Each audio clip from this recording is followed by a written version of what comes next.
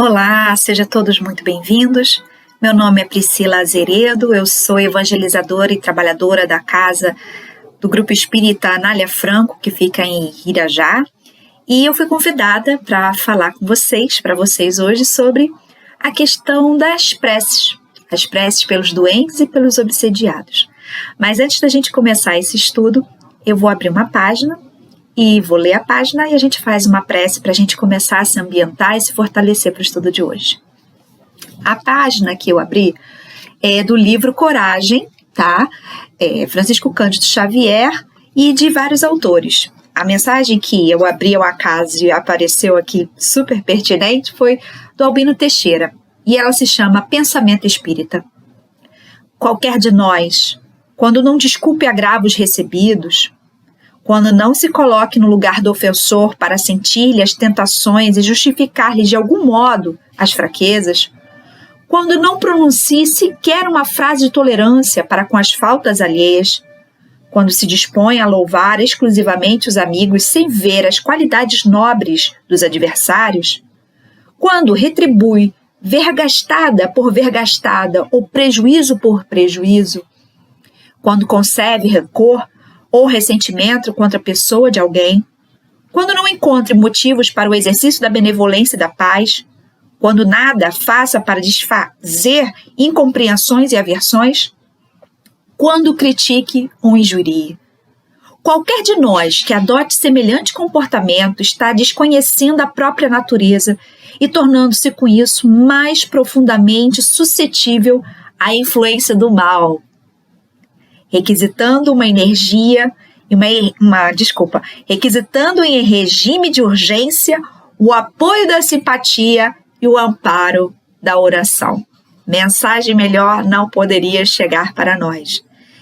Nós temos falando hoje sobre os doentes do corpo e os doentes do espírito. E todas essas pessoas que a gente falou aqui, que podem estar passando por essas situações, estão doentes e precisam da nossa prece, porque elas abrem caminho não só para a doença do corpo, mas também para a doença do espírito, que pode ser uma obsessão. Então, meus amigos, vamos fechar os nossos olhos e levar o nosso pensamento ao Pai Maior e fazer uma prece do fundo dos nossos corações. Vamos juntar nossos pensamentos numa única oração. Querido amado Deus, Mestre Jesus, rogamos, Senhor, para que possamos nesse instante sermos capazes de ter olhos de ver e ouvidos de ouvir a sua boa influência, para que possamos fazer um ótimo estudo em conjunto, tirando lições, tirando aprendizado para as nossas vidas, e que possamos fazer desse instante um ponto de luz dentro de nós e também levar esses ensinamentos para quem precisa. Te rogo, Senhor, pela nossa paz planetária e pela nossa paz íntima. Assim seja, graças a Deus.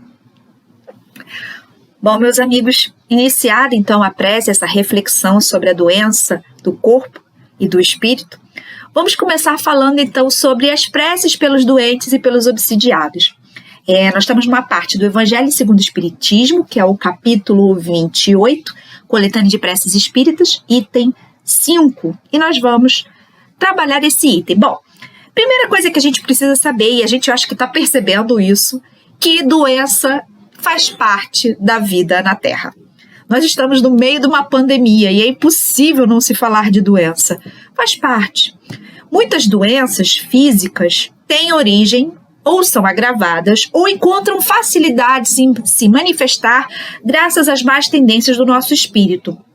Mas isso não significa dizer que todas as doenças sejam provocadas por uma má tendência do espírito. Nós somos um corpo material, que está no mundo, que é possível, por exemplo, se deparar com um vírus letal.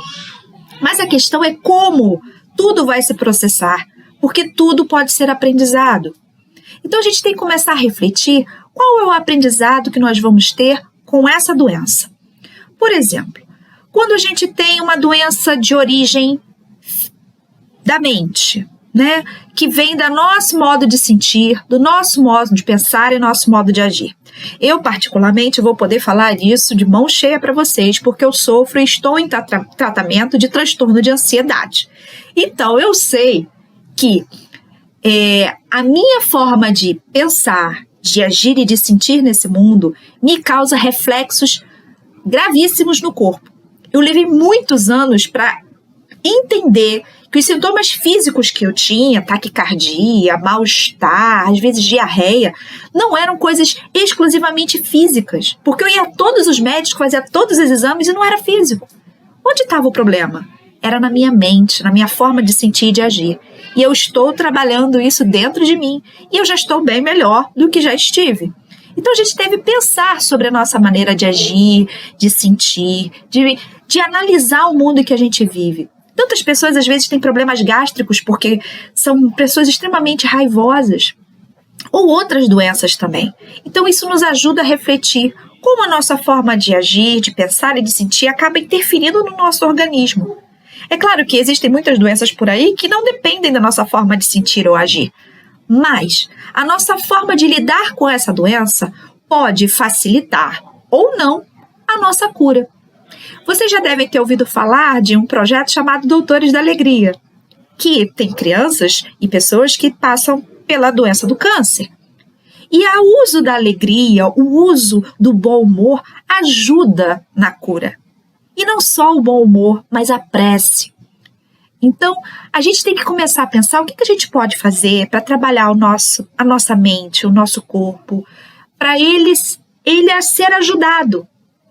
Então, a gente pode dizer também que nos mundos mais adiantados, para além da Terra, né, nós temos um corpo material menos sujeito às enfermidades. Por que são menos sujeitos? Porque o espírito é mais esclarecido e desequilibra menos o organismo. Eu sempre falo assim, lembro de uma história que a Joana de Ângeles, se eu não me engano, falou, tem até no próprio Evangelho dizendo que os problemas que nós deveríamos passar aqui como teste, como prova, são, pequenininhos assim, mas a nossa má forma de lidar com as coisas, as nossas más tendências faz com que os problemas que eram desse tamanho fiquem desse. Por exemplo, pessoas às vezes que acabam desenvolvendo diabetes ou obesidade mórbida ou outras coisas que podem prejudicar a sua doença, seu corpo físico, foi muitas vezes ocasionado por mau comportamento alimentar, por ansiedade, por outros transtornos na sua forma de pensar, agir e sentir. Então, a gente tem que tentar se ajudar nessa reforma para nos analisarmos, para nos conhecermos. Nem sempre a doença é uma prova ou uma expiação, isso é verdade. Além disso, Deus nos dotou da inteligência e permitiu que a medicina oferecesse a cura ou formas de minimizar o sofrimento. É nosso dever buscar esses meios de auxílio. Bom, por que a gente está tocando nesse ponto aqui, que o Kardec também toca quando fala das preces pelos doentes? Porque algumas pessoas acreditam que ao sofrer uma dor muito profunda ou aguentar uma doença sem buscar ajuda médica, ela vai ser mais benquista aos olhos de Deus, que vai ter maior merecimento. Bom, não é bem assim. Se existe a medicina, se existem meios da gente se curar, se existem meios pelo menos de dar um paliativo para as nossas dores do corpo, nós devemos buscar sim. Isso é uma questão de autoamor. E autoamor é um dever para conosco. Recentemente eu tinha estudado a questão do amor. E assim, o autocuidado, esse dever que a gente tem com a gente, com o nosso corpo, com a nossa mente, com o nosso espírito, é uma forma de amor. Porque amor é dever também. Às vezes a gente confunde amor com afeto, mas amor não é só afeto, amor é dever, é compromisso. Então, o autocuidado é um gesto de amor. O amor é o nosso dever maior. Jesus nos ensinou isso.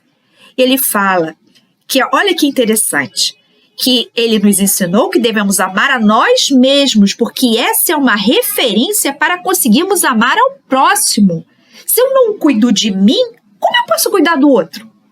E aí a gente para pensar nesse momento pandêmico muito complexo E que muitas vezes a gente vai às ruas e vê pessoas que não estão usando máscara, que não estão se cuidando.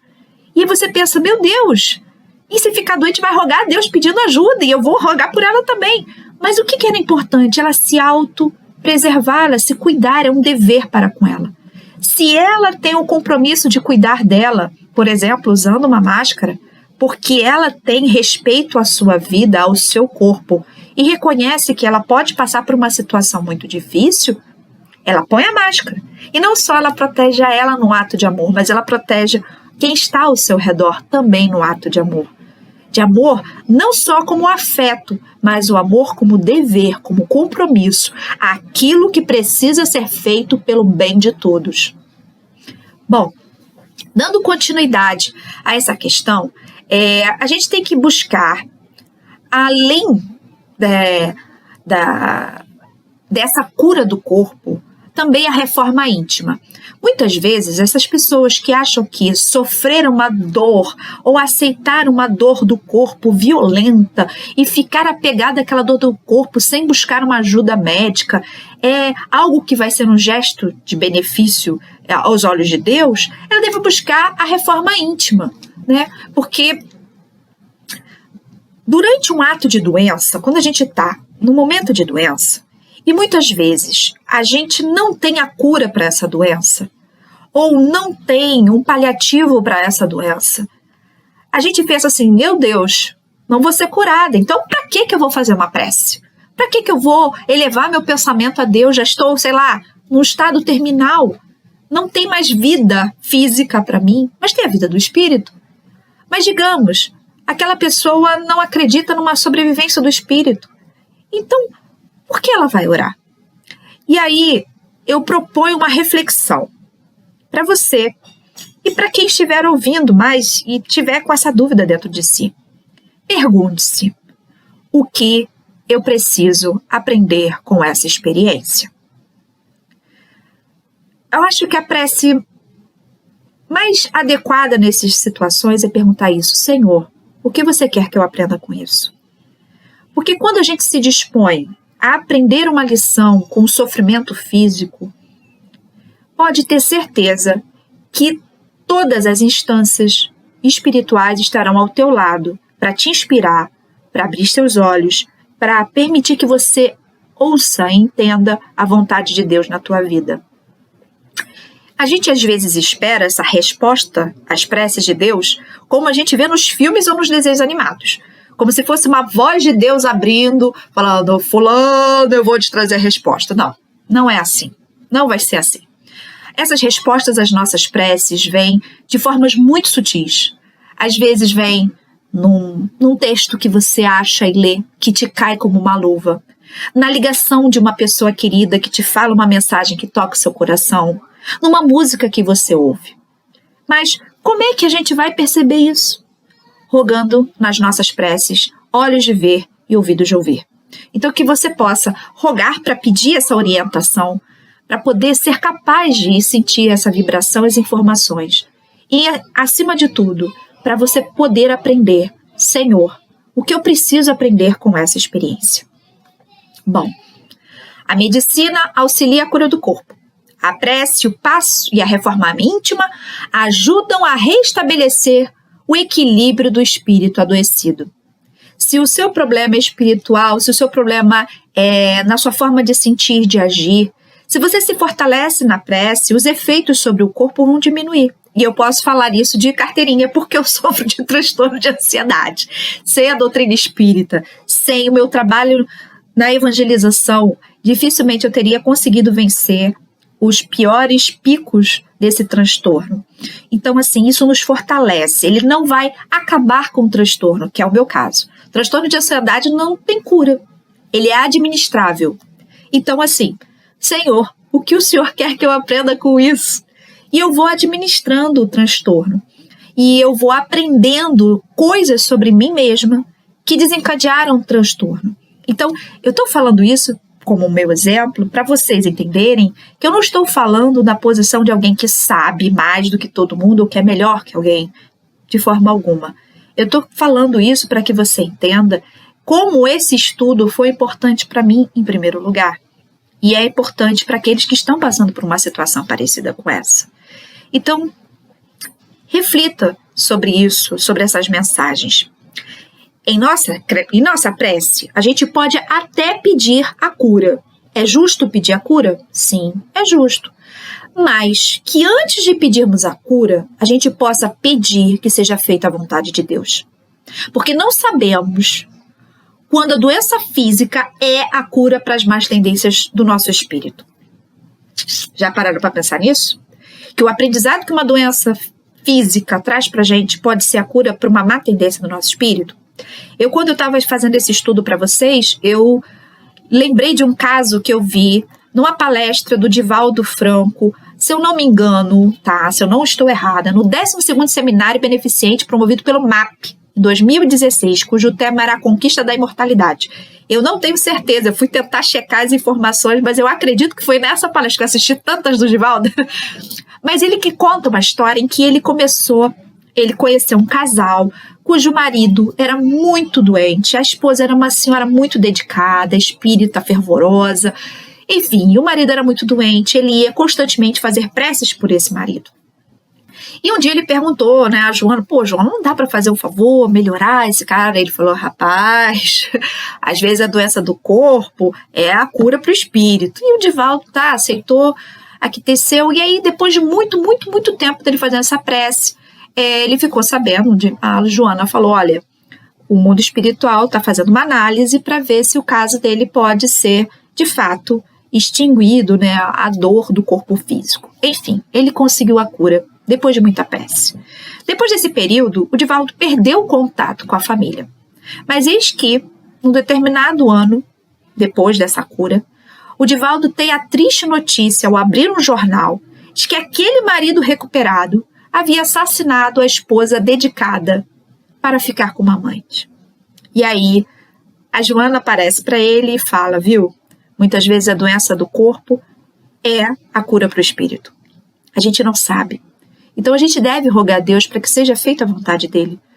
E acima de tudo, se é difícil você pedir, Senhor, seja feita a tua vontade, então peça, Senhor, que eu possa entender a razão disso, que eu possa entender o que eu preciso aprender com isso. Mas, melhor falando, o que eu preciso aprender com isso.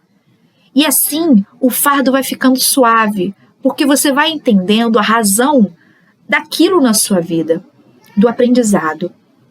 Bom, uma coisa importante que a gente precisa ressaltar é que não cabe ao médium a cura. O médium não é o responsável pela cura de ninguém. Isso é um tabu e muitas vezes mal compreendido. O médium não é responsável pela cura de ninguém. Se ocorreu uma cura de uma pessoa através de um médium, lembre-se, primeiro, foi porque Deus assim o quis. Segundo, não foi só o médium encarnado que trabalhou. Teve uma galera no mundo espiritual, como você pode ter percebido na história que eu contei do Divaldo rapidamente, trabalhando para aquela cura. Então não é só mérito do médium. O médium ali foi ferramenta como qualquer outro. E terceiro, o doente mereceu a cura. Então, a gente deve ter muito cuidado quando a gente vai buscar médios de cura e acaba enaltecendo e divinizando o médium por ter obtido uma cura. Cuidado, isso não é adequado. Primeiro pelo médium, porque o médium está ali para trabalhar. E muitas vezes, elogios excessivos, bajulações excessivas podem acabar desviando o trabalho do médium no bem. Tá? Então a gente agora vai falar um pouquinho sobre a doença do corpo. Podemos também falar da obsessão, né? Que é a doença do espírito. Bom, existem várias formas de relações obsessivas. A gente pode ver a obsessão de espírito desencarnado para um espírito encarnado, que é o que a gente mais vê nas histórias, né? Nos causos, nos filmes. De um espírito encarnado para um desencarnado. Sim, um encarnado pode obsidiar o espírito que já desencarnou. Acontece quando às vezes você perde um ente querido e a pessoa fica ligada àquele ente querido que desencarnou. Pode ocorrer de um encarnado para um encarnado. Isso às vezes acontece, por exemplo, quando temos uma relação obsessiva entre uma mãe e um filho ou entre cônjuges. E tem também a autoobsessão. Essa daí é penosa, porque é a obsessão que nós realizamos conosco. através das chamadas monoideias, que são pensamentos repetitivos e obcecados, e que a gente não consegue pensar em outra coisa a não ser naquelas ideias. Esses pensamentos repetitivos e obcecados geram autossabotagem, muitas vezes, e pode chegar à autodestruição. Então, muito cuidado. Algumas doenças de característica mental têm esse fator, muitas vezes, da autoobsessão. Eu não posso, eu não consigo, eu não sei, eu sou um fracasso. Liberta-te disso. Perdoa-te. Ama-te e segue. Liberta-te disso. Faça prece para se libertar desses pensamentos.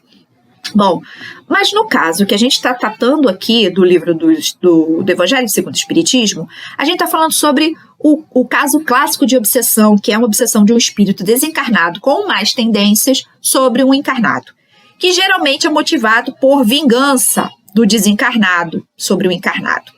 Bom, quando a gente fala isso, a primeira tendência que a gente tem é vilanizar o pobre do espírito desencarnado e transformar em vítima o encarnado.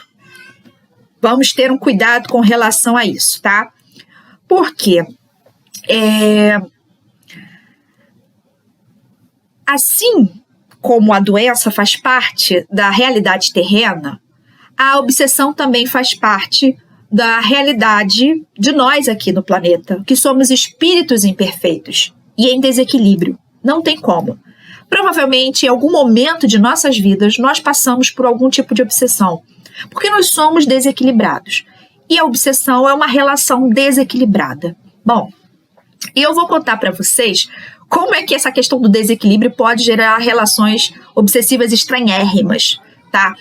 Bom, um dia eu estava pegando um ônibus com um sentimento de muita raiva e muito ódio contra pessoas que roubavam. Porque eu tinha passado uma situação em que eu descobri uma pessoa roubando a outra, eu não gostei daquilo, aquilo me irritou, eu subi no ônibus com ódio no coração, sentei, o ônibus estava vazio. Entrou um senhor, muito bem vestido, com roupa social, daqueles que você não desconfia, ele sentou do meu lado e me assaltou. Levou tudo que eu tinha, inclusive o meu celular, que na época era um celularzinho bem baratinho.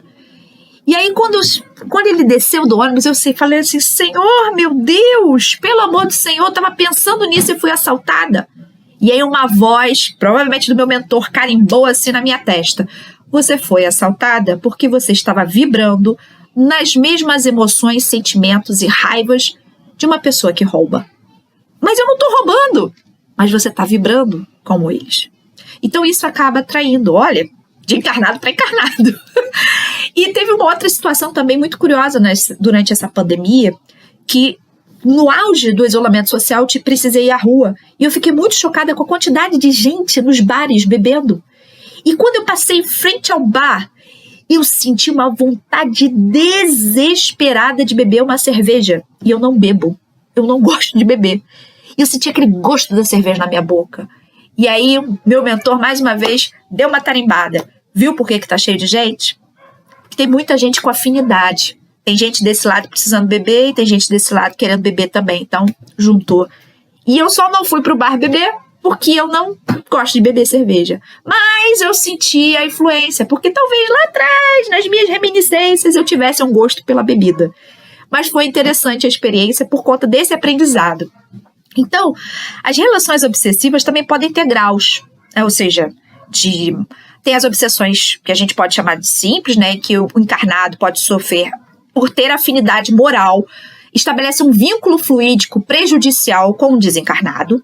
Nós temos também a possessão, que é um espírito mal intencionado que interfere no corpo do encarnado, porque ele tem uma afinidade moral e fluídica muito grande, tá?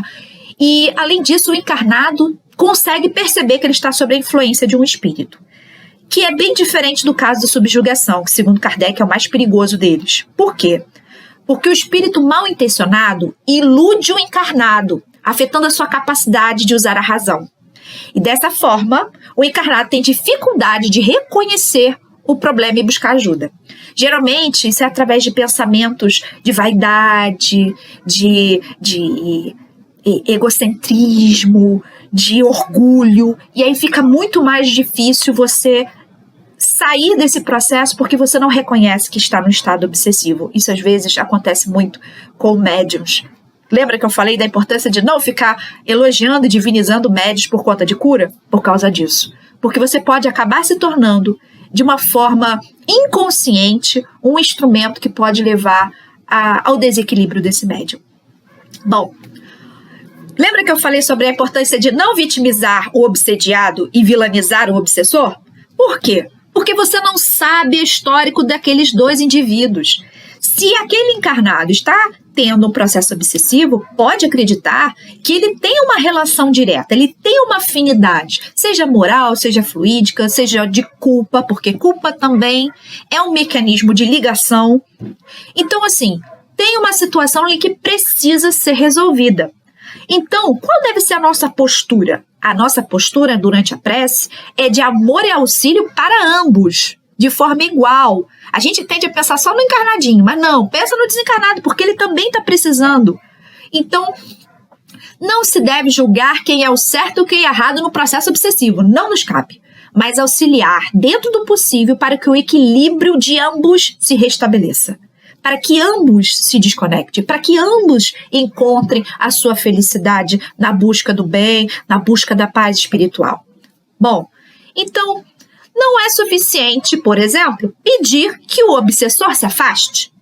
É preciso rogar pelo seu progresso e felicidade. É muito simples você falar, sai obsessor. E ele vai continuar naquele patamar, ainda inferiorizado, ainda em dificuldade, ainda com sofrimento, e provavelmente ele não vai sair. Então, o que precisa ser pedido é pela felicidade, pelo progresso moral daquele espírito, pela educação dele. E, dentro do possível, oferecer essa educação moral. Por exemplo, nos trabalhos de desobsessão que acontecem nas casas espíritas, é isso que se faz, a educação. Uma conversa com o espírito para tentar mostrar para ele caminhos mais felizes para a sua vida espiritual. Enfim, só que o que acontece às vezes também, em vários relatos, é que o doutrinador que vai conversar com esse irmão precisa ter uma força moral para poder levar esse ensinamento.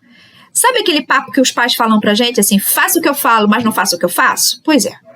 Isso também é válido dentro de um processo, por exemplo, de estudo, né, do trabalho de desobsessão. O médium precisa estar trabalhado no bem também, para que quando ele fale para o outro, aquilo faça sentido. Aquilo chegue ao coração dele de verdade, para que você possa falar aquilo do fundo do coração. É que nem a história do Gandhi, que todo mundo conta do açúcar. Ele não pode falar para uma pessoa, para de comer açúcar, se ele come. Então, é importante. Então, além disso, dessa educação, é fundamental, além da prece, o trabalho de melhoria pessoal do obsediado. O obsediado precisa fazer uma reforma íntima. Para quê?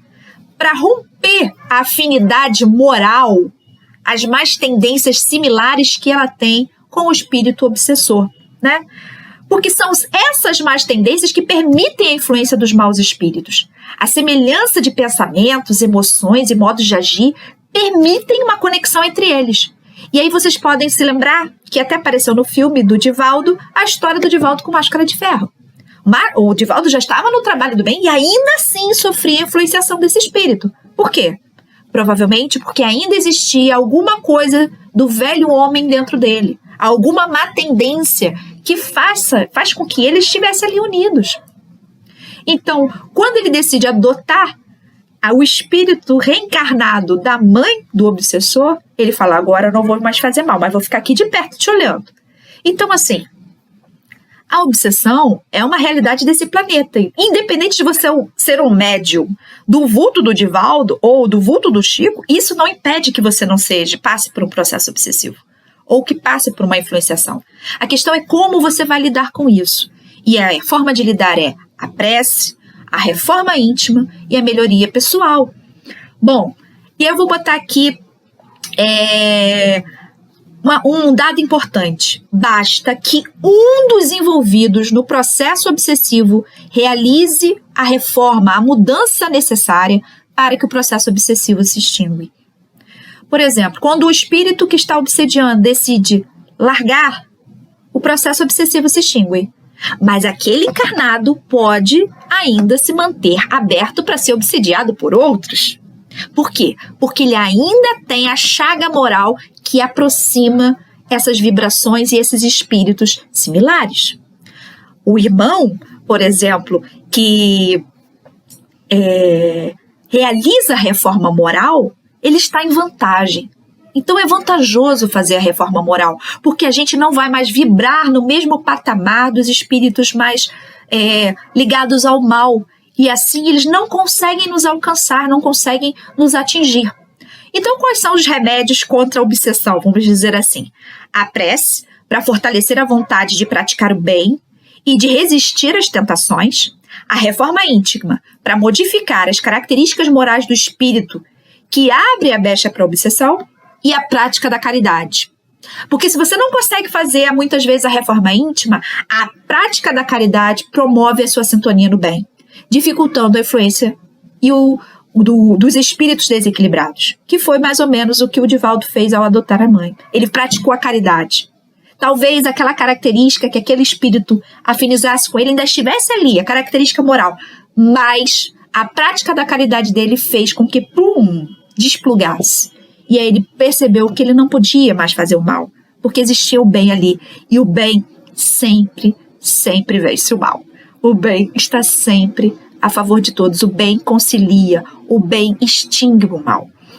Bom, então como devemos fazer uma prece nos casos de obsessão? Primeiro, rogar ajuda para ambos, obsessor e obsediado.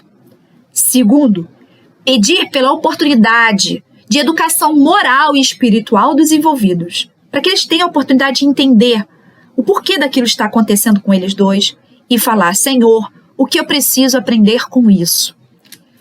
Terceiro, pedir pela oportunidade do perdão e da reconciliação dos envolvidos. Boa parte dos casos de obsessão são promovidos entre espíritos que no passado se amaram muito. Então, como diz a Joana, o ódio foi o amor que adoeceu. Então, esse amor adoecido precisa buscar a saúde, o momento da reconciliação. E pedir, acima de tudo, que seja feita a vontade de Deus. Bom, meus amigos, aqui nós encerramos o nosso estudo. Espero que vocês tenham colhido os bons frutos dessa mensagem. Agradeço imensamente a boa vontade, a paciência de vocês em me ouvir. Peço desculpas caso eu tenha cometido alguma falha. Mas eu quero que vocês saibam que esse estudo foi muito importante para mim e que foi uma lição, primeiro, para mim, para ser reforçada dentro de mim e que eu acho que vai gerar bons frutos dentro de mim e espero que dentro de vocês também. Muito obrigada e eu agora encerro com uma pequena e singela prece. Vamos fechar os nossos olhos. Querido amado Deus, Mestre Jesus, te rogamos, Senhor, para que possamos estar abertos às tuas boas influências, para amar, para perdoar, para pedir por quem sofre, para que possamos estar unidos, Senhor, em preces, por todos, pelo planeta e por nós mesmos, que possamos perdoar aqueles que nos ofendem e que possamos mais ainda ter a força para orar por aqueles que necessitam, especialmente aqueles que nos atacam. Muito obrigada por tudo, Pai, assim seja. Graças a Deus. Paz e bem para todos. Fiquem com Deus.